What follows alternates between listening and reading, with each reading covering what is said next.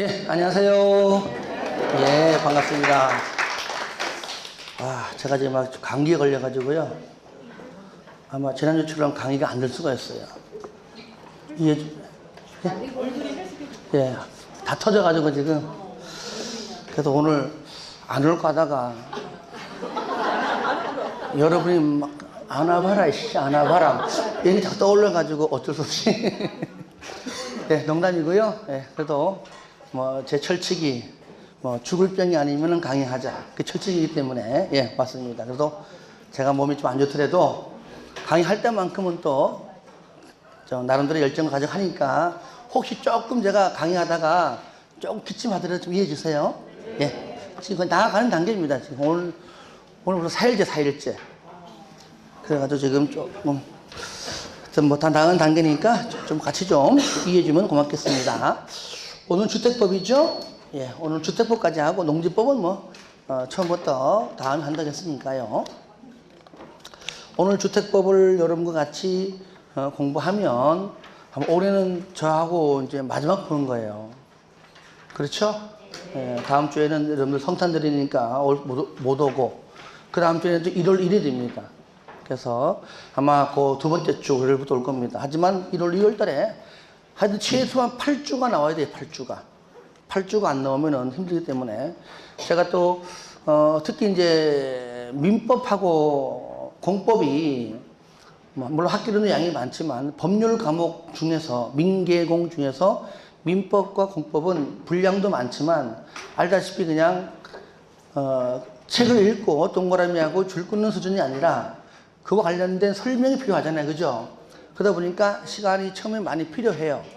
그래서 제가 1월, 2월, 3월, 4월 이렇게 4개월 하면서 제 개인적으로 가능 안 하겠지만 제가 판단하에 보강이 필요하면 할 수가 있어요. 그때는 아마 오후에 할 수도 있지만 야간 분들 때문에 안 되기 때문에 토요일 할 수가 있어요. 그때는 가능하면 하지 않는 걸 하되 그때그때 상황 봐서 여러분과 같이 상의해서 제가 일방적으로 정하지 않습니다. 상의해서 할 테니까 아시겠죠? 자, 그러면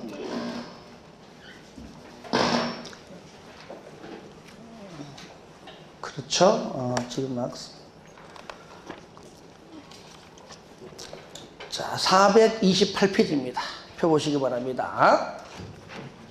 먼저 우리가 이제 주택법은 건축법에서 빠져나온 법률이다. 그렇죠? 예. 주택법에 있는 모든 주택도 건축물입니다. 하지만 건축법 하나의 법률 가지고 적용하기에는 상당히 분량도 많을 뿐더러 여러 가지 또 나누고 하다 보면은 여러 가지 또 공부할 때 헷갈리기 때문에 주택만 별도로 끄집어내는데 그 모든 주택을 전부 다 끄집어낸 건 아니에요. 일부 주택도 건축법 적용받아요. 아시겠죠? 다만 20세대가 안 되는 것까지만 건축법이에요. 아시겠죠? 그러니까 여러분들 다가구 주택이라고 하는 우리 흔히 말하는 원룸이라고 말하고 있는 다가구는 얼마까지? 19세대까지. 그러니까 19세대는 다른 말로 하면은 20세대 미만과 같은 말이잖아요. 그죠? 20세대 미만은 20이 포함되지 않는 거니까. 미만과 이하, 이상과 초과 알잖아요. 그죠? 예. 그래서 그러면 흔히 볼 수 있는 원룸촌에 가서 19세대 이하인 원룸 건축물들, 일명 우리가 배운 다가구 건축물은, 다가구 주택은 무슨 법 적용한다고요? 건축법이에요. 그러니까 주택이라고 100% 전부 다 주택법은 아니고 좀 소규모 주택까지, 그러니까 주택을 뺀 나머지 모든 건축물은 건축법인데 이 학원 건축물도 건축법이지만 주택도 너무 많지 않느냐. 조그만 건축물은 그냥 건축법으로 하자. 그 기준이 얼마라고요? 19세대 이하. 그러면 20세대 이상은 일단은 뭐라고요? 주택법으로 일단 가는 겁니다. 근데 주택법을 공부하면서도 일정 부분 이런 것들은 그냥 건축법으로 가가 좀 나올 겁니다. 앞으로 배우다 보면. 예. 자, 그러면 먼저 주택법은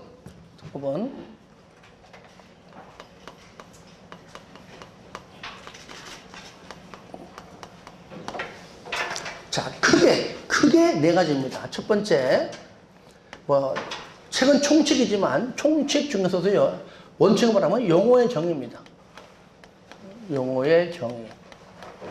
무조건 나오죠, 문제가. 한 문제에서 두 문제.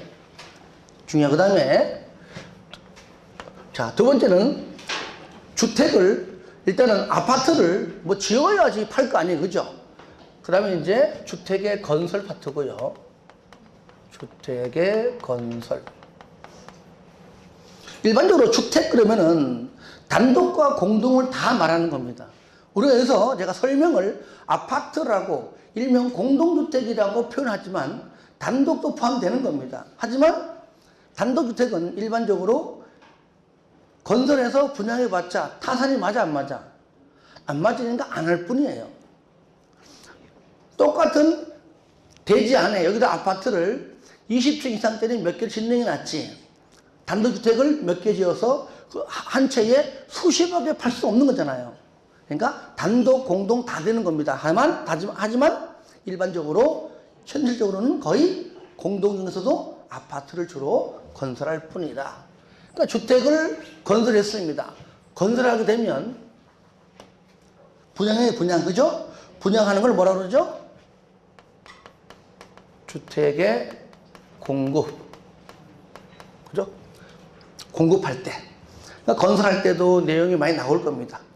그죠? 사업 주체가 누구이고, 그 다음에 주택조합이 어떤 사람들 주택조합이고, 지역조합, 직장조합, 리모델링 조합 하면서 나올 것이고요. 건설 다 되면은 어떻게 공급할 것인가 할 때, 그냥 공급하면 되는데, 공급할 때 복부인들 조심하세요. 주택 공급질서 교란 행위 하지 마세요. 아시겠죠? 예. 등등등등이 여기 다 나옵니다. 공급이 되면 건축물을 오래 사용하다 보면은, 야, 이 아파트가 건설된 지가 몇십 년 됐는데, 살기가 불편해. 다시 고쳐 쓰자 한다면은 리모델링이고, 그렇죠? 리모델링. 주택법상은 리모델링이고. 리모델링해서 쓰기에는 너무나 낡았어. 노후화됐어.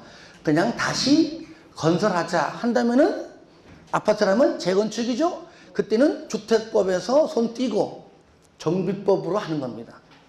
재건축, 그죠? 예. 그러니까 정비법 가기 전에 주택법까지는 리모델링입니다. 그 외에 벌칙은 뭐 의미 없으니까요. 벌칙은 안 나옵니다. 큰 틀은 요겁니다. 자, 여기에서 몇 문제가 나온다고요? 똑같이 7문제가 나오는데, 오늘 뭐 알다시피 다 할 수는 없고요. 그래도 가장 중요한 용어 정의 하면서 큰 틀만 잠깐 잡아보는 그런 시간 갖도록 하겠습니다. 자, 책 보세요. 보면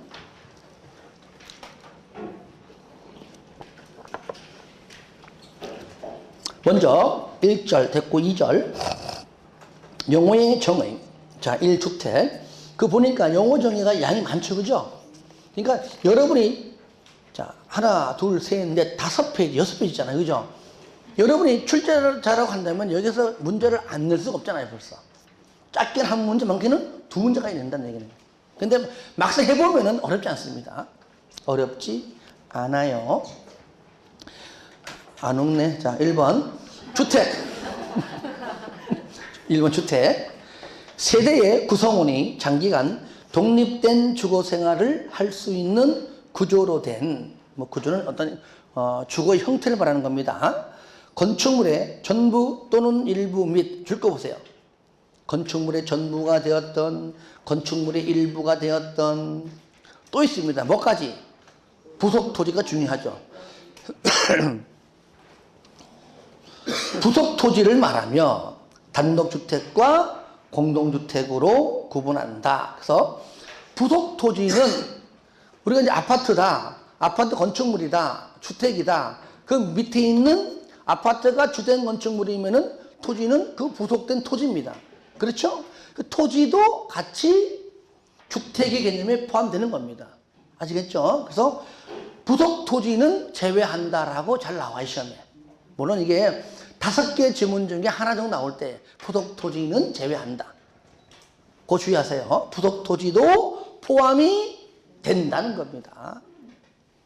그게 단독과 공동인데 그 단독이 2번이고 공동이 3번인데 저를 봅니다. 이미 여러분들은 지난주에 배웠잖아요. 그렇죠? 지난주에. 자, 건축법상 단독주택은 네 가지죠? 첫 번째 뭐죠? 일반적인 그냥 단독주택. 두 번째 다중주택. 세 번째 다가구주택. 네 번째 공간인데 이 중에서 공간만 빼면 주택법입니다. 보세요. 단독, 다중, 다가구. 공간 없죠, 그죠? 예. 공간까지 포함해서 건축법상 구분하고요. 주택법상은 공간을 빼버리고 맨 마지막만 빼면 돼요. 공간은 주택법상에는 단독주택에 포함되지 않는다. 했을 때 그 면적은 똑같겠죠, 그죠? 다중, 뭐죠? 주택으로 쓰는 층수가 몇 개층? 3개층 이하이면서 바닥 면적 합계가 330제곱미터 이하고요. 다가구 똑같죠? 3개 주택으로 쓰는 층수가 3개층 이하이면서 바닥 면적의 합계가 660제곱미터 이하. 왜냐면 방금 말한 요런 내용이 일반적으로 세부적인 내용은 건축법 시간에 배웠지만 어쨌든 여기에 주택법에 안 나오는 건 아니잖아요, 그죠? 그러니까 그 문제가 꼭 건축법에만 나온다는 보장이 없습니다. 주택법에서 나올 수 있다는 겁니다. 하지만 우리는요, 건축법에서 배웠던, 주택법에서 배웠던, 어디에 나오든지 간에 그냥 배운 대로만 하면 되는 겁니다. 아시겠죠? 예. 그 다음에 세 번째, 공동주택이다. 다 같이 건축법상 공동주택, 저희 뭐죠? 아파트, 연립주택, 다세대주택, 기숙사죠. 항상 네 번째 거를 빼라. 네 번째인 기숙사만 빼면 아파트, 연립, 다세대는 주택법상 공동주택이다. 맞죠? 그죠? 예, 그렇게. 그러면, 자, 아파트는 뭐죠? 면적과 관계없이 그러면 안 돼. 주택으로 쓰는 층수가 5개층 이상. 물론 이제 알고는 있겠지만, 네, 있겠지만. 그 다음에 연립은 주택으로 쓰는 층수가 4개층 이하이면서 플러스 물론 주택으로 쓰는 층수에 해당하는 바닥 면적만 다 합하니까 즉 바닥 면적의 합계가 660제곱미터를 초과하는 주택이고요. 다세대는 4개층 이하이면서 바닥 면적의 합계가 660제곱미터 이하. 그래서 층수의 조건은 같지만 뭐가 틀리다고요? 바닥 면적의 조건이 다르다. 연립주택은 초과하고 다세대는 이하이고서 연초 다이. 다 같이 시작. 연초 다이. 연립은 초과. 다세대는 이하. 다 같이 한 번 더 시작. 연초 다이. 연초 다이. 연초 다이. 무슨 뜻이에요? 담배 피면 죽는다 그 말이죠. 몇 년 뒤에? 40년 뒤에. 50년 뒤에. 그다음 필산표소입니다. 그러니까 지금부터 50년이니까 그죠? 그러면 4번 준주택. 준주택이 뭐냐? 주택, 들어보세요. 항상 강조했잖아요. 여러분들 첫째 시간에 제가 이 얘기 했었죠. 그죠? 부동산 공부할 때 준부동산. 네. 의제부동산. 부동산은 아니지만 부동산처럼 취급해서 뭐 때문에 세금도 뜯어보려고. 그죠? 동산이라 취급하기에는 너무나 고가이고. 그죠? 볼펜처럼 노트처럼 취급하기에는 너무나 레벨이 안 맞거나 고가이고. 그렇다고 부동산은 아닌데 세금은 걷고 싶어. 그래서 굳이 갖다 붙인 게 뭐라고요? 준부동산. 부동산에 준해서 부동산에 의지해서 비스무리하게 한 애가 좀 세금 좀 걷어보겠다. 그런 뜻입니다. 쉽게 말하면. 근데 그런 식으로 법에 쓰면 안 되기 때문에 그냥 나름대로 그냥 좋은 말 쓴 겁니다. 그러면 얘는 뭐냐? 준주택은 뭐냐? 일단은요, 우리 흔히 말하는 단독과 공동주택에 해당하지 않아요. 그런데 사는 거 보면은 주택처럼 사용하고 있어요. 잘 보세요. 예를 들어가지고, 여러분들, 여기 광명도 있을 건데, 오피스텔. 그죠? 오피스텔은 원래는 건축법상 업무시설입니다. 아직 안 배웠지만 여러분들 29개 건축물의 용도 있죠? 거기에서 우리가 왜 단독 공동했잖아요. 그 1종, 2종 하면서 끝에 뭐 야영장 했잖아요. 그죠? 그 중간에 보시면 오피스텔은 무슨 시설이라고요? 주택이 아니에요. 뭐라고요? 사무용. 응? 사무용. 그러니까 업무시설. 무슨 시설요? 업무시설. 아니, 여기 틀린 거 아니에요. 그 중간에 그런 말 나와요. 그러니까 오피스텔은 오피스텔 들어갔다고 숙박시설도 아니고, 하지만 주택도 아니에요. 근데 막상 가보면은요, 원룸 비슷하게 주택처럼 대부분 사용해요. 그렇잖아요. 그죠? 분명히 주택 아닙니다. 단독 아니에요. 공동 아니에요. 건축법상 업무시설입니다. 근데 업무시설로 쓰는 곳도 있지만, 실질적으로 현관문으로 딱 들어가면 원룸 구조랑 거의 똑같잖아요. 진짜 그 안에만 있으면 다 원룸이라고 착각할 정도로 쓴단 말이죠. 그러한 것들을 주택에 준해서 관리를 해야 되겠다라고 만든 것이 뭐라고요? 바로 준주택이에요, 준주택. 따라합시다. 기숙사. 기숙사가 건축법상에는 공동주택인데 주택법상은 뭐라고요? 준주택이에요. 준주택. 다 같이 따라합니다. 기숙사.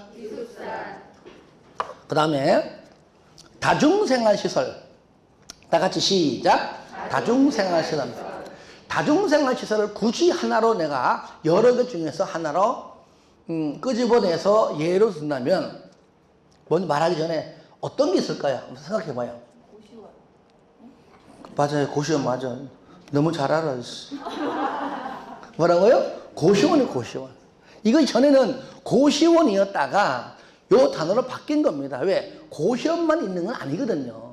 그래서 다중생활시설 속에 여러 개 중에 하나가 뭐라고요? 고시원. 그래 보시면 돼요. 고시원. 그 다음에 뭡니까? 노인복지주택. 노인복지주택, 막말로 노인들을 위해서 꼭 어떤 공동주택의 개념이 아닙니다. 그들을 관리하고 그들이 생활하고 또는 그 복지주택 안에 막 요양시설도 있고 병원도 다 있거든요. 근데 막상 들어가면 뭐 아파트랑 별 차이 없어요. 그리고 최근에 보면은요, 편법이지만, 물론 불법일 수도 있어요. 편법이지만 노인복지주택에 노인보다 젊은 사람이 더 많이 살아. 보니까요. 이게 분명히 뭔가 있을 것 같은데, 불법은 아닐 건데 분명히 편법일 겁니다. 뭐 가령 내 말이 뭐 꼭 맞는 건 아니지만은 그냥 노인에 해당하는 분이 그 주택을 분양받아 가지고 손자 손녀 니 살아라 한다면 뭐 할 말 있어? 솔직한 얘기로. 예. 하여튼 간에 이런 일반 아파트, 일반 주택은 그 아파트 안에 요양시설, 뭐 병원, 간호사, 의사 없잖아요. 없는데 진짜 말 그대로 어르신들을 위한, 노인들을 위해 만든 건데, 물론 생활은 편법이 있겠지만 실질적으로 가보니까 거의 뭐 일반 아파트랑 별 차이 없더라. 안 되겠다. 혹시 알아? 화재 시에 여러 가지 불상사 시에 다치면 안 되기 때문에 일반 공동주택, 즉 그런 주택과 좀 밀접하게 좀 준해서 관리가 필요하겠다, 그런 뜻입니다. 아시겠죠? 그 다음에 마지막 오피스텔입니다. 자, 네 가지 다 같이 시작. 기숙사, 다중생활시설, 노인복지주택, 오피스텔. 한 번 더 시작. 기숙사, 다중생활시설, 노인복지주택, 오피스텔. 외우는 것이 아닙니다. 근데 이런 것들이요, 단독 문제로 나올 수도 있어요. 다음 중 준주택이 아니고 나온다니까요.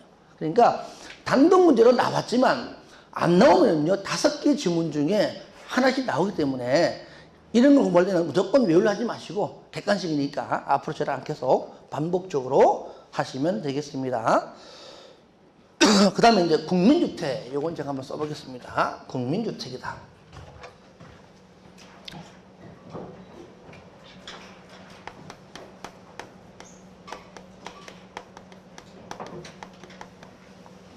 이름이 재밌잖아요. 국민주택. 그냥 쉬워요. 그러니까 대한민국 국민을 위한 주택. 아시겠죠? 그냥 국민을 위한 주택. 그러면 우리가 이 법을 만들 때는 상식에 어긋나서 법을 만드는 건 절대로 아닙니다. 상식에 어긋나면 안 돼요. 그러면 저를 보세요. 그 국민들이 주로 사는 주택이 어떤 주택일까? 거기에 부합을 해야 국민을 위한 주택인 국민주택이 되겠죠. 최소한 대형주택은 아닐 겁니다. 그렇죠? 예, 대형주택. 일반적으로 서민을 위한 주택을 한다면은 우리가 기본적으로 중소형 주택입니다. 소형 주택이라고 말하기에는 그렇잖아요. 만약에 대중소가 있는데 서민들이 그러면 다 소 살면은 안 되잖아요. 중소. 그러니까 우리가 이름을 표현을 합니다. 국민주택 규모 이하. 여러분 책에 줄 거 보세요. 거기 한번. 여기 나오죠. 그죠? 다음의 어느 하나에 해당하는 주택으로서 국민주택 규모 이하이다. 뭔 주택 규모? 규모 이하이다. 여기 참 재미있는 표현입니다. 그럼 여기 국민주택 규모가 뭐냐? 그 내용, 그 다음 칸이 있는데, 자, 거기, 그러니까 파란 걸로 되어 있는 부분을 내가 중요하기 때문에 해놓은 겁니다. 아시겠죠? 예. 그거 보시면, 먼저, 저를 봐요. 아까 얘기했듯이, 항상 공동주택만 있는 건 절대로 아닙니다. 단독도 있습니다. 법률적으로 단독도 똑같이 지붕 빨갛게 해가지고 분양할 수 있습니다. 근데 현실적으로 이 현대에서는 그 단독주택 분양이 어울리지가 않고 분양해봤자 분양이 될는가도 의문스럽고 타산도 안 맞고 같은 평수에 20층 올리면은 수천원 버는데 거기다가 단독 짓는다고요? 안 짓지요. 하지만 법률적으로는 되고 있다는 얘기예요. 적으로는. 그러면 자 단독이건 자 이럽시다. 1호 또는 1세대당 여기서요 1호, 2호 호가 단독주택을 세는 단위입니다. 그래서 1호는 뭘 말하는 겁니까? 단독이고요. 세대는 공동주택을 세는 단위는 세대입니다. 1호 또는 1세대당. 이 말은 단독주택이건 공동주택이건 그 뜻입니다. 아시겠죠? 세대당. 그러니까 여러분들 원룸이 1물 1등기입니다. 이 원룸이 5개가 있는데 A 거, B 거, C 거 다 적어요. 아시겠죠? 그러면 그 자체가 하나에 하나. 아시겠죠? 하나지만 호수로 들어가면 101호. 그러니까 등기 하나지만 101호. 아시겠죠? 자, 이거 보세요.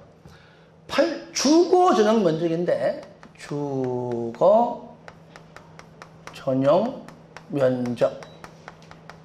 얼마? 85제곱미터 이하까지가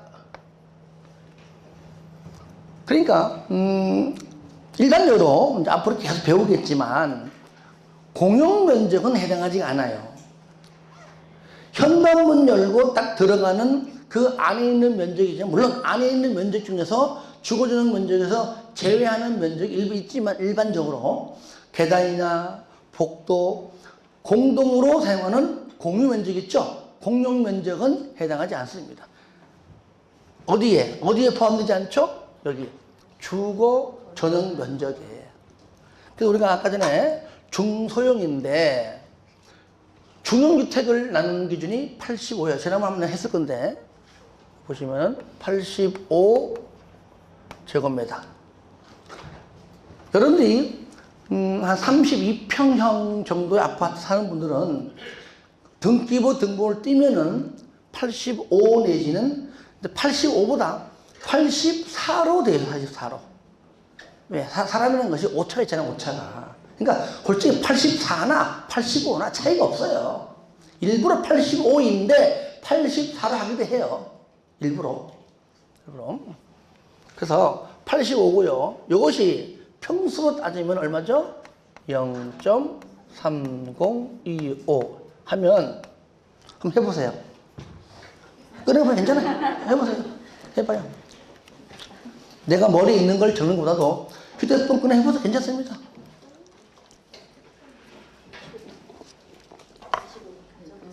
그렇죠. 25.7평이죠. 그렇죠? 야. 여러분들이 32평이라고 이제 거짓말 하고 있죠. 그죠?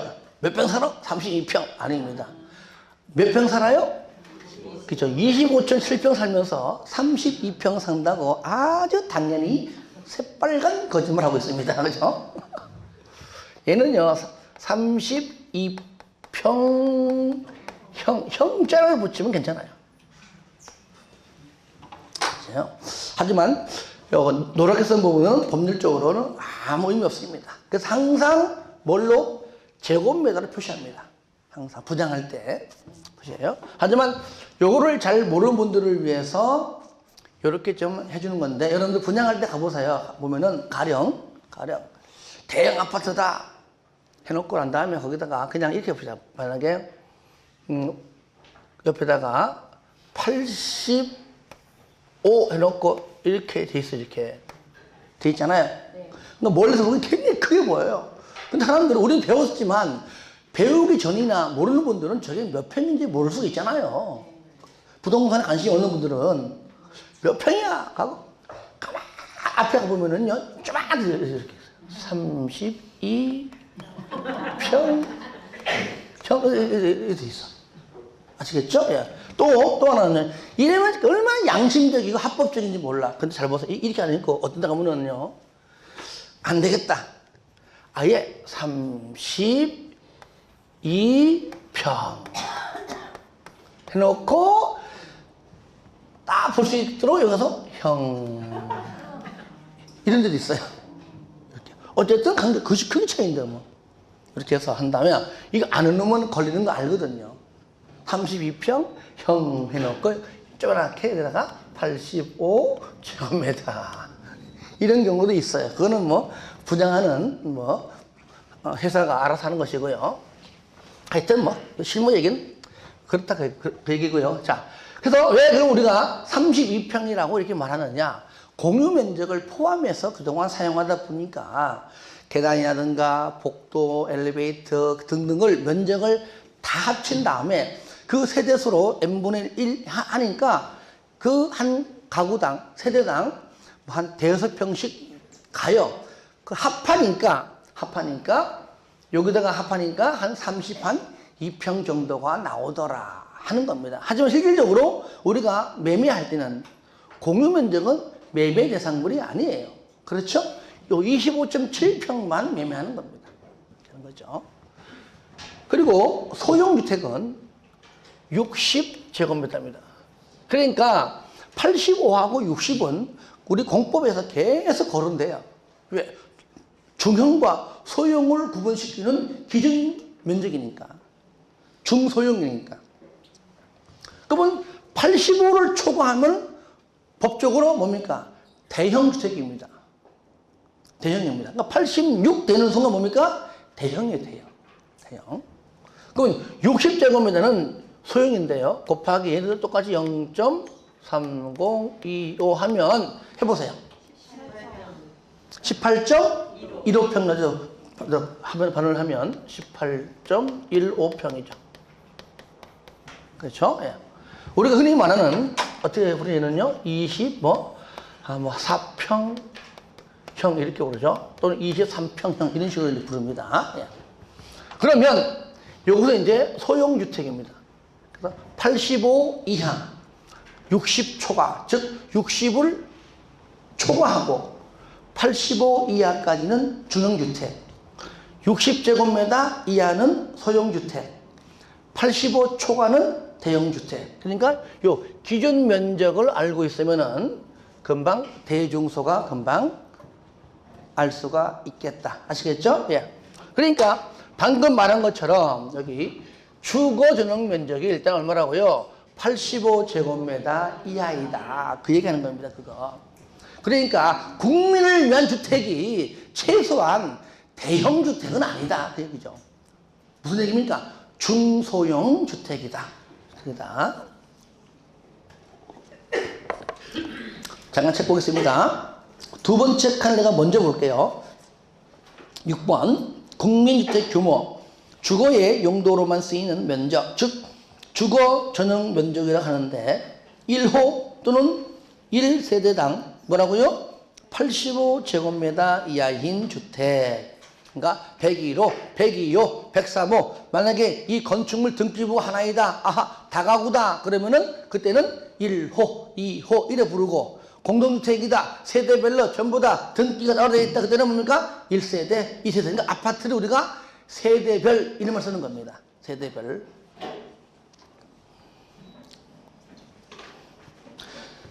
(85제곱미터) 이하인 주택인데, 자, 가로 안에 걸 보니까요. 자, 보세요. 단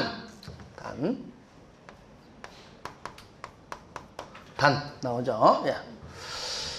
자, 일단 수도권이 이어놓으세요. 자, 수도권이 아니에요. 도시 지역도 아니에요. 아닌 읍면지역이에요. 이들은요, 최대 100제곱미터 이하까지 가능해요. 그거 나오죠? 가로는 나오죠? 그죠? 자, 첫 번째 뭐라고요? 일단은 수도권이 아닙니다. 서울, 경기, 인천 빼고.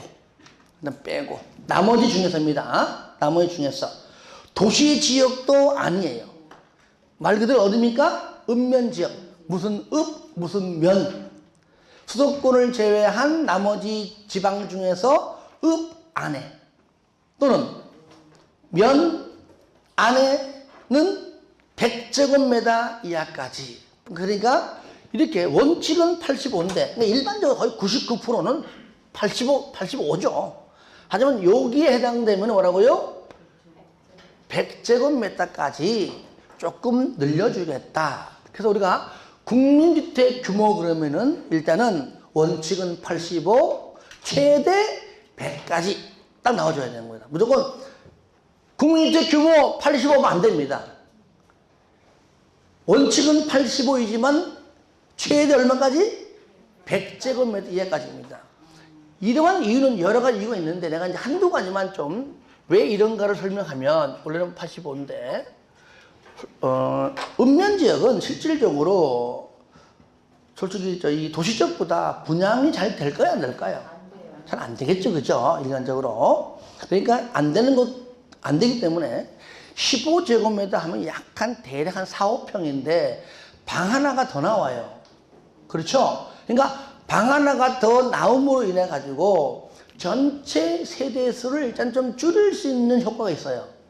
그렇죠? 어차피 분양이 잘 안 되니까 세대수를 줄이는 효과가 있고, 두 번째, 아무래도 읍면지역은 좀 시골적이니까 핵가족보다 대가족화 되는 경우가 많으니까 방 하나가 더 생김으로 인해 가지고 그 지역의 특성에 맞는 주택이 나온다는 거예요. 그렇죠? 예. 그러니까 여러 가지 이유가 있지만은 주택법적으로 얘기하면 방금 내가 말씀드린 것이 거의 맞다 그래 보시면 됩니다. 하여튼 간에 그렇게 여러분이 좀 이해를 좀 하시기를 바라고요. 그러니까 다시 5번 국민주택입니다. 그러니까 방금 말한 국민주택 규모 이하인 주택, 방금 말한 요런 주택을 뭡니까? 건설을 한다. 이게 바로 뭡니까? 국민주택이다. 원칙은 85, 예외 최대 100제곱미터 이하까지 가능하다. 그럼 도대체 건설을 누가 하느냐? 첫 번째 따라해 볼까요? 국가, 지자체, 토주공, 지방공사. 자, 뭐요?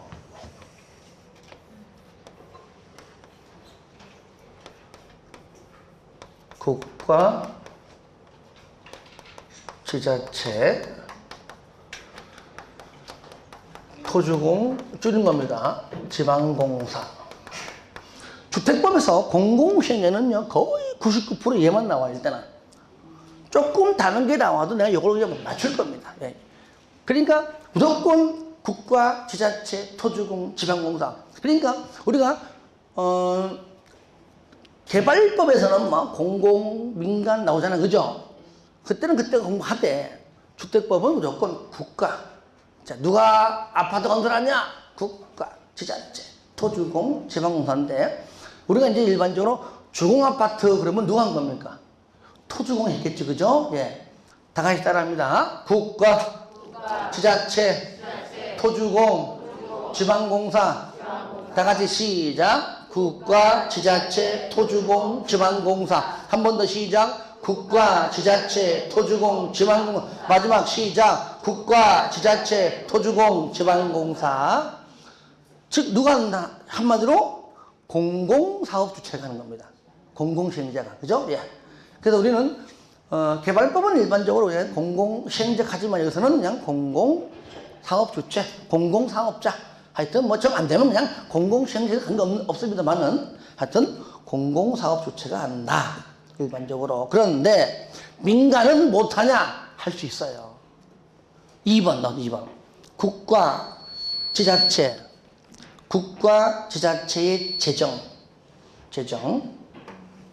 그 다음에 주택도시기금으로부터 자금을 지원받아. 그러니까 국가, 지자체 재정을 지원받든 주택도시기금으로부터 자금을 지원받든 누가? 민간사업주체가. 그러니까 여기 말하는 국가, 지자체, 토주공, 지방공사는 스스로 그냥 할 수가 있고 아니면은 뭐죠? 국가, 지자체 뭐라고요?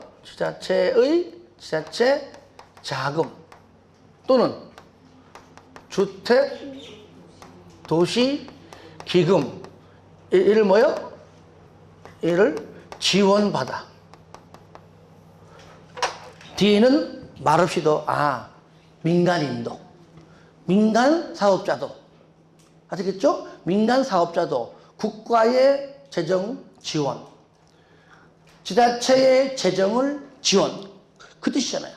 그렇죠? 국가 지자체 재정 주택 도시기금으로부터 자금을 지원받아. 아시겠죠? 요거 재정.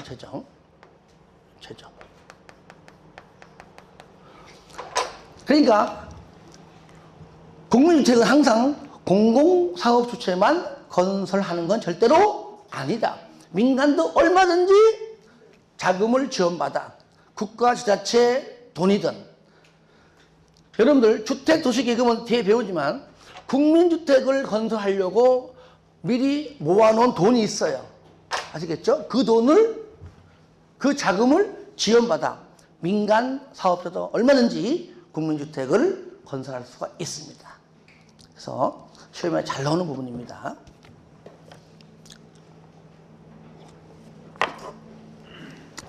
자, 그 다음에 방금 6번 국민주택 규모 있는데 거기 이제 위엔 했었고요. 그 1번과 2번이 있죠. 자, 1번 봐요. 단독과 공동주택, 그러니까 주거 전용 면적을 산정하는 방법이 달라요. 일반적으로 들어보세요. 일단은 건축법이 먼저입니다. 일단은 건축법상 대지 면적, 그 다음에 건축 면적, 바닥 면적 배울 때 어떻게 배웠죠? 외벽에 중심선으로 둘러싸인 수평투영 면적. 그 외벽에 중심선 그어서 그 안쪽 면적이죠. 그러면 일반적으로 주택은 중심선 안쪽 면적이라 그러면 되는데 책 보세요. 1번 단독주택의 경우에는 아무런 말이 없다는 얘기는요, 얘는 중심선이 맞다는 얘기예요. 그런데 2번 보시면 공동은 뭡니까? 외벽에? 그렇죠. 이게 중요해요. 공동은 외벽의 내부선입니다. 우리가 이제 단독과 공동이 있는데 여기 할까요? 이게 이제 단독이고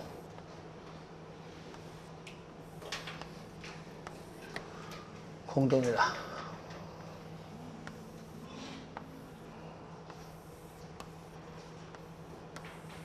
이리 있습니다. 이게 이제 단독이고 이게 공동이라고 합시다.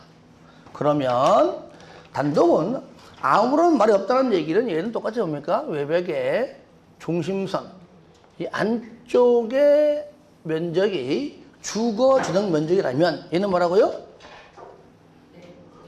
안쪽 이거예요. 그래서 우리는 일반적으로 실무하면은 공동주택의 주거 전용 면적은 안목치수이다 그래요. 눈으로 보이잖아요. 외벽 안 보이잖아요. 그죠? 눈으로 보는 딱 안쪽. 이게 만약 주택이다 그러면 안쪽 선 쫙 눈으로 보이잖아요. 근데 중심선은 안 보이잖아요. 우리는 안목치수 이렇게 얘기하는데 물어볼게요. 그럼 똑같이 현재 단독주택도 현재 면적이 얘도 현재 85제곱미터이고 공동도 현재 85제곱미터라고 법적으로 돼 있다면 실질적으로 어느 것이 더 넓은 면적이죠? 예? 그렇죠. 그러니까 똑같은 면적인데 단독주택 가면 왜 좀 작아 보인다는 느낌 느껴지죠? 왜? 그 주거 전용 면적 산정 방법이 다르니까 그러는 거예요. 왜? 85인데 거실이 우리 아파트는 일반 아파트처럼 생겼지만 단독 가면 뭔가 좀 작은 듯한 느낌이 들어요. 왜? 외벽의 중심선까지니까 실질적으로 눈에 보이는 안목지수는 85가 안 된다는 얘기잖아요. 그래서 같은 면적이라도 단독주택이 공용주택보다 면적이 작다는 겁니다. 작아요.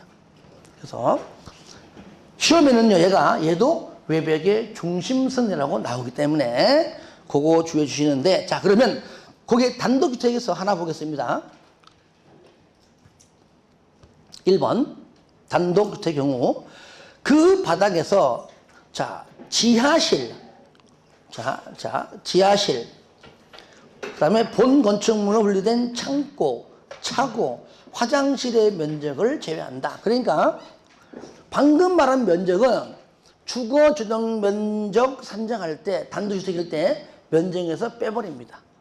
그러니까 전체 면적이 뭐 얼마였든지 간에 전체 면적이 나왔다면 그 면적에서 또 지하실 있어? 지하실 면적 빼. 두 번째, 창고 있어? 창고 면적 빼.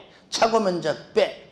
화장실 면적 빼. 단 창고, 차고, 화장실은 뭡니까? 본 건축물과 분리된. 그러니까 주택 안에 있는 안방에 붙어있는 화장실, 거실에 붙어있는 화장실을 포함시킵니다. 쉽게 말하면은 우리 어릴 때 보통 어릴 때 보면은 단독주택 다 살았고 화장실 어디 있습니까? 밖에 있으니까 밖에 가기 싫어가지고 요강 썼지, 요강. 그죠? 기억납니까? 그러니까 떨어져 있는 거 마당에. 꼭 보면은 꼭 밤 춥고 깜깜할 때 꼭 오줌 매러워. 아시겠죠? 그런 거 떨어진 거. 떨어진 것들은 왜? 이런 것들은 단독주택일 경우에만 나오는 거잖아요. 그러니까 그 주택과 약간 떨어진 옆에 있는 마당 끝에 붙어 있는 창고. 아시겠죠? 마당 옆에 있는, 즉 주택가 옆에 있는 차고. 또 화장실 면적 이런 것들 뭐라고요? 예, 뺀다. 그러니까 이래 보시면 돼요. 이 주택의 주거 전용 면적이 얼마냐? 그러니까 옆에 차고, 창고, 화장실. 너는 주택하고 거리가 머네? 버려. 왜? 난 주택을 물어봤지 너는 안 물어봤거든. 버려. 아시겠죠? 이렇게 보시면 돼요. 단 주택에 포함되어 있는 것 중에서 유일하게 그 주된 건축물에 있는 지하실. 뺀다 안 뺀다? 빼는데 단 조건. 그거 파랗게 된 거잖아요. 거실로 사용되는 면적은 제외한다. 무슨 말입니까? 만약에 지하실이 거실로 사용한다면은 면적에 포함을 시킨다. 그 말이잖아요. 그렇죠? 그러니까 지하실을 무조건 다 빼는 거 아닙니다. 그런데 지하실 딱 내려가니까 거실이야. 다시 말하면은 지하실 흔히 말하는 주거 목적이 아닌 다른 목적이라면 빼는데 딱 가니까 거의 주거 목적이야. 여러분들 거실의 단어가 거실이 아파트 거실만 말하는 것이 아니에요. 여러분들 아파트 다 들어가잖아요. 들어가면은 거실의 개념이 거기에 거주가 있는 사람들이 쉴 수 있는 공간은 다 거실이에요. 법률 용어가. 그러니까 주방도 거실에 속하는 겁니다. 다 거실. 용어만 여기는 거실이요. 여기는 주방이라 말 할 뿐이지 주방도 거실의 한 부분이에요. 근데 딱 보니까 지하실을 일반 창고나 아니면 막 버리는 것이 아니라 딱 보니까 실만한 공간이든 방이든 부엌이든 하여튼 간에 거실의 목적으로 쓴다면은 그거는 주거주택 면적에 포함을 시킨다는 것. 그거 하나 확실하게 좀 알아두시길 바랍니다. 자, 그 다음에 하나. 민영주택. 자, 요거는요. 국민주택을 제외한 주택. 방금 말한, 지금부터 실컷 말한 여기 있는 주택이 아니면, 여기 있는 주택이 아니면 무조건 뭐라고요? 민영주택입니다. 우리가요, 법률이 전에 많이 개정됐어요. 이게 다가 아니거든요. 국민주택 등도 있었고, 뭐 민간건설 하면서 또 나온 게 있었는데, 다 폐지가 되는 바람에 지금은 딱 두 개 남은 겁니다. 국민주택이냐, 민영주택이냐. 아시겠죠? 그런데 방금 7번에 민영주택은 반드시 국민주택을 제외한 주택인데 이렇게 탁 내면 또 헷갈리기 쉬워요. 민영주택이란 민간이 건설하는 주택을 말한다. 맞잖아. 아닙니다. 국민주택도 얼마든지 민간이 건설할 수가 있습니다. 아시겠죠? 예, 그거 주의해서 봐주시고요. 그 다음에 토지 임대부 부당주택. 넘어가는 것들은 당연히 봐도 돼요. 그 다음에 사업주체는 뒤에 나올 겁니다. 나오니까 그때 할 거고요. 한번 읽어보시면은 사업주체가, 저를 보세요. 건축법은요, 그냥 건물 짓는 건축주. 아시겠죠? 건축법은 건축주라 그러고요. 주택법은 사업주체. 아시겠죠? 사업주체. 사업주체.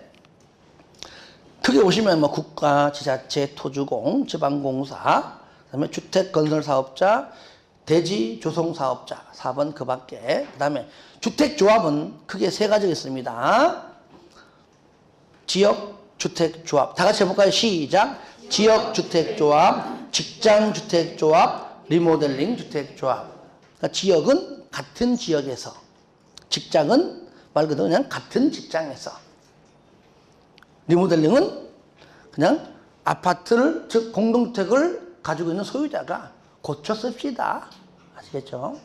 여러분들 리모델링은요 전반적으로 거의 못 살아요. 다 나와줘야 돼요. 나와주고 뼈대만 딱 앙상에 남기고 전부 다 새로 하는 것들입니다. 아시겠죠? 근데 우리가 아파트를 중개할 때 중개업자들이 항상 이렇게 좀 너무나 과장되게 말하죠. 예. 아파트를 중개합니다.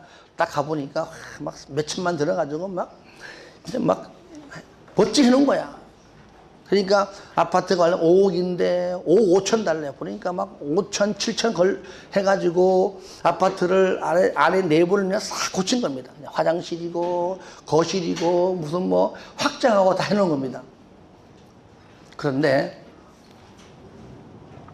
일반적으로 아파트 같은 거는요, 확장한 걸 절대 들어가면 안 됩니다. 몇 번 얘기했었죠, 그죠? 예. 근데 이때도 얘기하겠지만, 지금 다 얘기하기는 그렇고, 하여튼 하고 있는데, 그냥 여러 가지 인테리어를 해가지고, 진짜 옆집보다는 좋아졌다는 거를 안다면은, 그거를 광고할 때는 리모델링 완비라고 해도 됩니다. 그건 거짓말이에요. 리모델링은 건물 다 리모델링 하는 것이지. 이해됩니까? 예.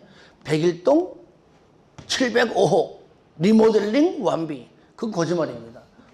101동 전부 다 하는 게 리모델링이고, 그거는 그 호수 인테리어 했겠지, 인테리어.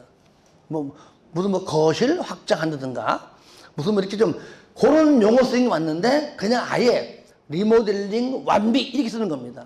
근데 그 아파트를 살려온 사람들도 무슨 뜻인가 알아. 리모델링 하면 그냥, 내가 구하고자 하는 그 아파트 호실을 뭔가 좀 깔끔하게 고쳤거나 또 이렇게 안다니까요. 그렇게 잘못된 용어지만 그렇게 좀 쓰는 경우가 있다.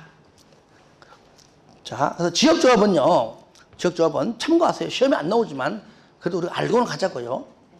지역은요, 같은 지역인데 그 지역의 묶음이 좀 단위가 좀 광역적이에요. 그죠? 서울시. 그러니까 서울시 안에 있으면은, 아시겠죠? 서울시 시민이라면은 서울시 어디에서 아파트를 지역주택조합을 건설하게 되면 누구든지 조합에 가입할 수 있습니다. 단위가 서울시, 또 인천, 경기도. 근데 여러분, 광명은 경기도죠, 그죠? 그러니까 경기도가 얼마나 넓어요. 그러니까 어느 지역, 경기도 어느 지역에서 지역주택조합을 모집할 때 여러분들 얼마든지 가입할 수 있습니다. 근데 실질적으로 광명 살면서 뭐 경기 북부 쪽 안 갈 거 아니에요. 안 갈 뿐이지. 그래서 대전광역시, 뭐 충청남도, 세종특별자치시, 충청북도, 광주, 전남, 전북, 대구, 경북, 부산, 울산, 경남, 강원, 그다음에 특도. 뭡니까? 뭔가 하나의 광역적인 표현이죠, 그죠? 예, 그렇게 좀 이해해 주시고요. 직장조합은 같은 직장 근로자가 주택을 마련하기 위해 하는 것이고, 리모델링은 공동주택 소유자가 그 주택을 리모델링하기 위하여 설립한 조합이 되겠다. 좀 쉬었다 할까요? 예.